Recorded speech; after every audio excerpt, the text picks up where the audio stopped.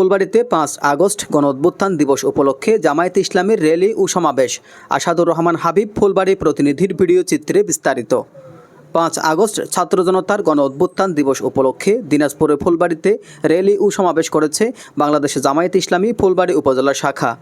মঙ্গলবার সকাল ১১টায় ফুলবাড়ী বাস স্ট্যান্ড জামা মসজিদের সামনে থেকে সমাবেশ শুরু হয়।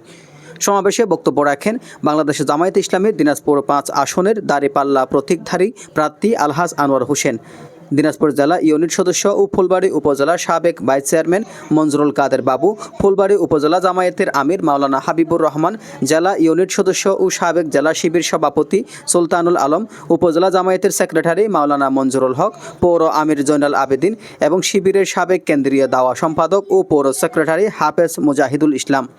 বক্তারা তাদের বক্তব্যে ৫ আগস্টের গণঅভ্যুত্থান দিবসের তাৎপর্য তুলে ধরেন এবং বলেন, এই দিনটি ছাত্র জনতার সাহসিকতার প্রতীক, যেখানে অন্যায়ের বিরুদ্ধে গর্জে উঠেছিল সারা বাংলার মানুষ। হয়েছে তুমি কে, আমি কে, রাজাকার রাজাকার কে বলেছে, কে বলেছে?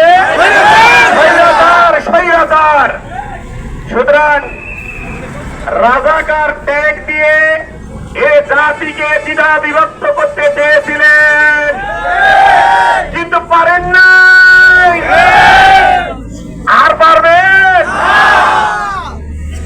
সম্মানিত ভাইরা, আমি বলতে চাই, বাংলাদেশে ইসলামকে যারা রাজাকার, ইসলামের নামে যারা রাজাকার ধ্বংস করতে চেয়েছিল, মূলত রাজাকার নয়, ইসলামকেই ধ্বংস করতে চেয়েছিল। কিন্তু ইসলামের শিকড় বাংলাদেশের অনেক গভীরে। সমাবেশ শেষে দাঁড়িপাল্লার স্লোগানে একটি মিছিল বের হয়, যা ফুলবাড়ী পৌর শহরের প্রধান সড়ক প্রদক্ষিণ করে জামায়াতে ইসলামীর কার্যালয়ের সামনে গিয়ে শেষ হয়। মিছিলে বাংলাদেশের জামায়াতে ইসলামীর উপজেলা ও পৌর শাখার নেতাকর্মীরা অংশগ্রহণ করেন। এজ নিজামুদ্দিন, ডেস্ক রিপোর্ট।